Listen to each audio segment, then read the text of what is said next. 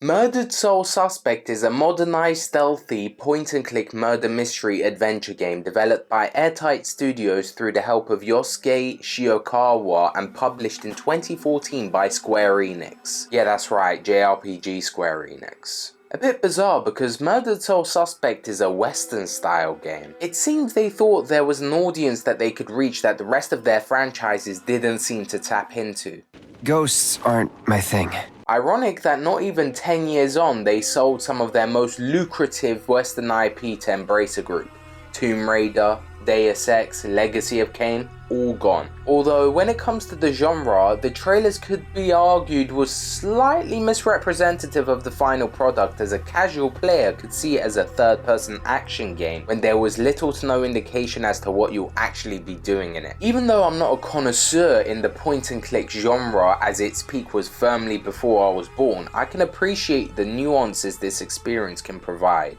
The story takes place in the American town Salem. Detective Ronan O'Connor gets thrown out of a window and shot 7 times. Not quite as much as 50 Cent, but still enough to get himself killed. He was seemingly murdered as he was going after the Bell Killer, a known serial killer of seemingly unconnected victims in the town. However, in this fictional reality, people remain as ghosts until they resolve their unfinished business in the living world. Therefore, Ronan remains as a ghost until he's able to find the identity of the Bell Killer so he can join his wife Julia in the afterlife. But it's fine, even while dead, Ronan manages to get a fag in every chance he gets. I wonder what the rates are like in the ghost realm. How much is this? So buy 4, get 1 free.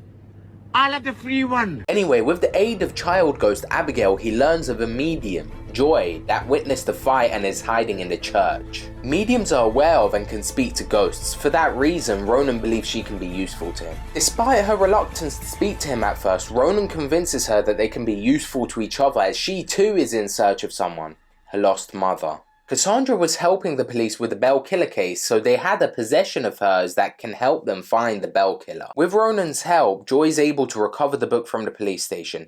Her research in the book leads them to a graveyard. They investigate the story of one of the potential victims of the Bell Killer, Sophia, a young girl who drowned. She reveals to them that the murderer asked her about a contract. The supposed contract leads them to a mental hospital where another one of the victims keeps muttering the word. Through their investigation, they find out that the victim, Iris, is a medium like Joy. So it appears that the mass murderer is killing, or at least attempting to kill, mediums. Iris has been possessed by her sister's spirit, another one of the Bell Killer's victims, Rose. Together, the younglings all go to the church as Ronan goes to a museum exhibit where he learns that the killer is disposing of the victims as though they're witches. One of his ghostly abilities, psychic flashbacks, reveals to Ronan that Baxter, a former colleague of his, has been hiding evidence in this museum in regards to this murder case. For that reason, Ronan is highly suspicious of him, especially with him having dealt with Cassandra closely during the investigation. As our detective returns to the church, a harrowing reality came to be.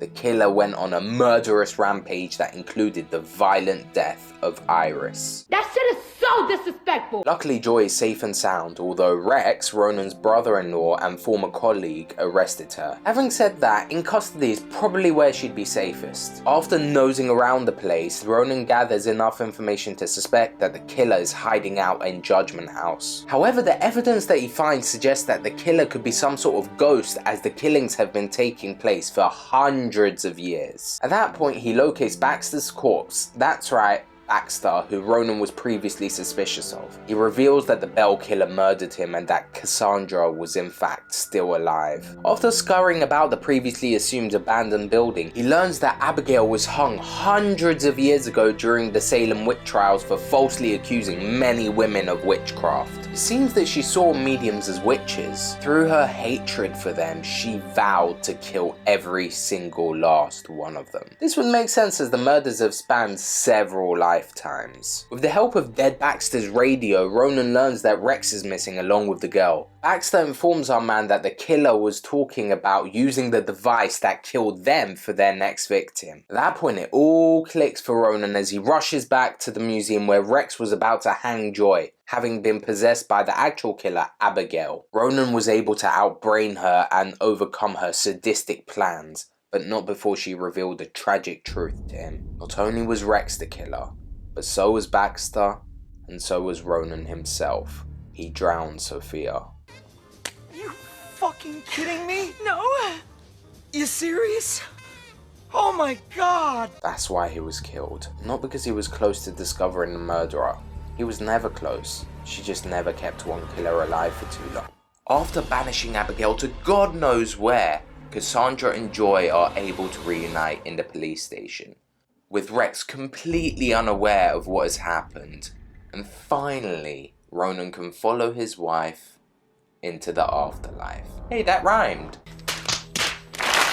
Given Ronan's profession, he can be of use to others with unfinished business throughout his journey of reuniting with his wife. Many of the ghosts just want to know the reason for their death or who caused it so they can finally take the plunge into the afterlife. While it adopts certain principles from L.A. Noire in gathering evidence to solve a case, Sole Suspect has a different way to go about things and is far more linear in the results. You can't incorrectly accuse somebody.